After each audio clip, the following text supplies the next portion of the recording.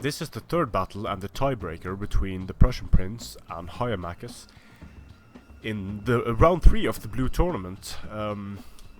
Prussian Prince is commanding Tylis, and Highamacus is commanding Arverni. Again, the Battle of Alexandria, which is a decent enough map for both factions. Slightly better for Tylis, I'd say, because Tylis doesn't rely on heavy cavalry, because it doesn't have heavy cavalry. But on the other hand, it's not great for the raiding horse of Tylis. So we'll see how the Prussian Prince is able to make this build work against Highamacus's Arverni. So he has 4 raiding horse, then he has 6 levy freemen, which makes sense against the heavy horse of Arverni. Then he has 4 tribals and 4 Oathsworn, strategist, Oathsworn, general. Highamacus, I believe he only had 2 heavy horse, and he needs to be super careful with this heavy horse here. The infantry of Tylis is going to do most of the time going to do better than the infantry of Arverni. Oathsworn are of course the same for both factions. It looks like we might have an Oathsworn with a chevron here. I'm interested to see if the general of Highamacus is Vercingetorix, because that's going to increase the attacking stats of the chosen swords when he uses his ability. And no, he's a standard strategist general. So Alexandria, good map for infantry, which is probably why Highamacus only took 2 heavy horse. And Alexandria is a pretty decent map for Tylis, but the problem is also that these units have great charge bonuses, and the charge bonuses are going to be somewhat negated in the forest. So while Alexandria is a good infantry map, it's going to be better for Rome than it's going to be for barbarian factions, because the Roman infantry has a poor charge bonus, extremely high melee attack, and good armor, and they're going to become even more tanky in the forest, while the barbarian infantry that relies on getting good charges suffers a bit under these conditions. But that's one downside. One upside is that it's going to be harder to use elephants and chariots against the barbarians on maps like these. So baiting some very nicely done there by the Prussian Prince in baiting the javelins. 2 javelin volleys baited, I think. Very useful thing to do. So now we can see the build of Highamacus. He has, I think he also has 6 levy freemen actually. Celtic Youths, Oathsworn General Center, 2 heavy horse. Then he has 4 chosen and only 3 Oathsworn. Maybe he only has 3 Oathsworn. Yeah, that would make sense. So in a straight up melee engagement, Tylis takes it. But things are rarely straightforward in this game. So many things can happen. There are so many eventualities that could come into play.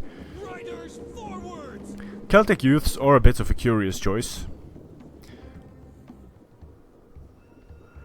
But if Prussian Prince saves these raiding horse for the late game, and he does some MLG rare charging with flaming ammunition or flaming javelins into the backs of these 55 morale chosen swords, he could potentially break a lot of units. And again, Highamacus being on the offensive, pushing up his Arverni force towards the forest. Prussian Prince content to stay in the forest and rest his men a bit, but these guys are walking, so they're going to be fine. Sending the levy freemen up to the edge of the forest. I don't like that they're being left alone out here. Now the tribals are following up, so we might see a charge here. Levy freemen against the levy freemen of Arverni. Highamacus, it looked like he was going to push up his cavalry, but then changed his mind.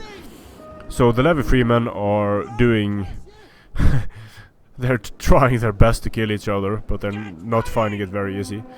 Here we have some Celtic Youths, and I believe we have some Gallic hunters as well, pouring the fire into the Oathsworn, because there are arrows incoming, but we can't see from where. So these are probably this is probably the sniping ability from the Gallic hunters, but they're not going to do much damage firing like this.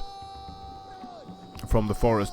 Highamacus is sort of making an offensive box here, and what he's doing now, the Prussian Prince, is not a very good idea, because he's going to charge into the Levy Freeman here, and he's going to eat a massive amount of javelins on the Oathsworn and get countercharged. So Oathsworn against Oathsworn, Chosen against Tribals. But there are a lot of skirmish units in support here. Prussian Prince is trying to pull away here, but doesn't really work, and he's getting absolutely wrecked by missiles and this Oathsworn unit. So the Prussian Prince is also could get attacked in the rear here on his tribal warriors. So already two devastating mistakes made by the Prussian Prince, getting his Oathsworn charged while it was moving and then focus fired upon. Even though it's in the forest now, it's just too many missiles incoming against it. And this unit of tribals didn't really lose too many men, but it did take hit point damage over there. These raiding horse could be attacked by Levy Freemen, but it doesn't look like it's going to happen. The general of the Prussian Prince is a bit far away here. Raiding horsemen firing into the blob. This Oathsworn unit is losing now. But Highamacus is being very smart and very defensive here, protecting his skirmishers with his cavalry units and letting his infantry do the grind. Raiding horse got stopped by the heavy horse. This might create an opening here and here.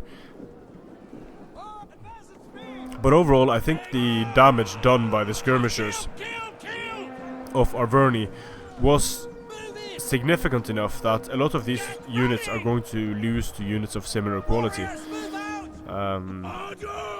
Curious choice bringing this many skirmishers, but also a smart choice considering that Tylis basically will only bring raiding horsemen, and that they can be screened away fairly easily with Levy Freemen, and especially with heavy horses going to be able to absolutely murder offensive raiding horsemen.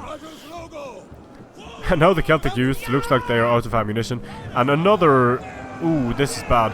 Prussian Prince turning around his Oathsworn, and they're getting absolutely smashed by Celtic Gallic hunters. But Prussian Prince did manage to get his raiding horse into this unit of Gallic hunters. That should do a lot of damage to it.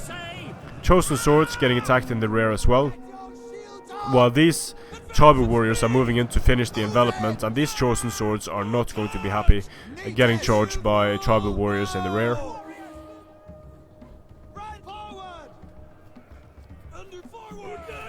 So let's see how the generals are doing.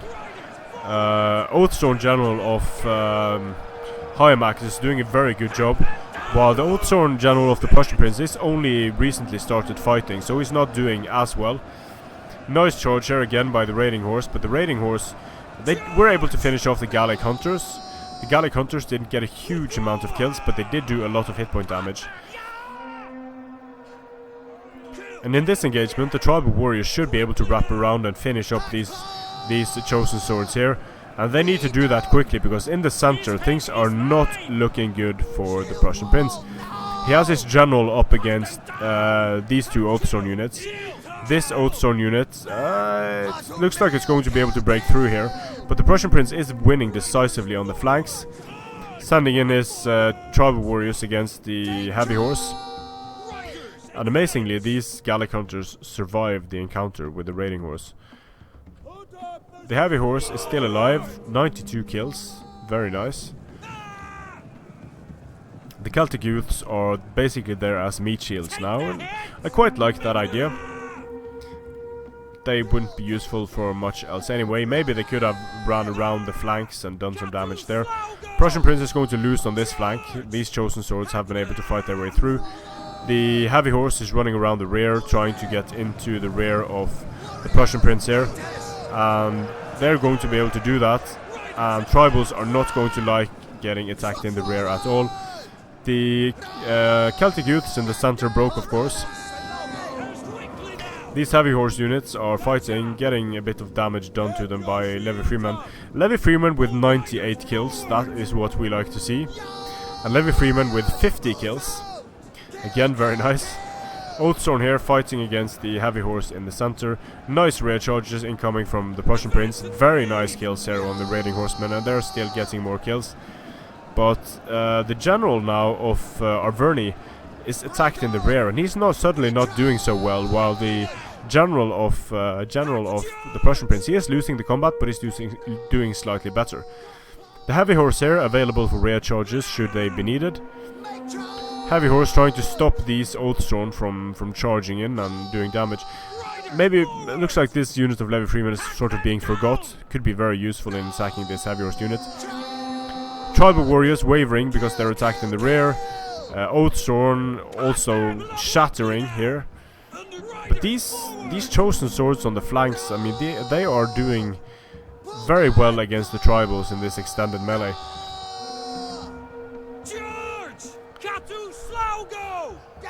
This is just deteriorated into an infantry slugfest, which most barbarian brawls tend to do.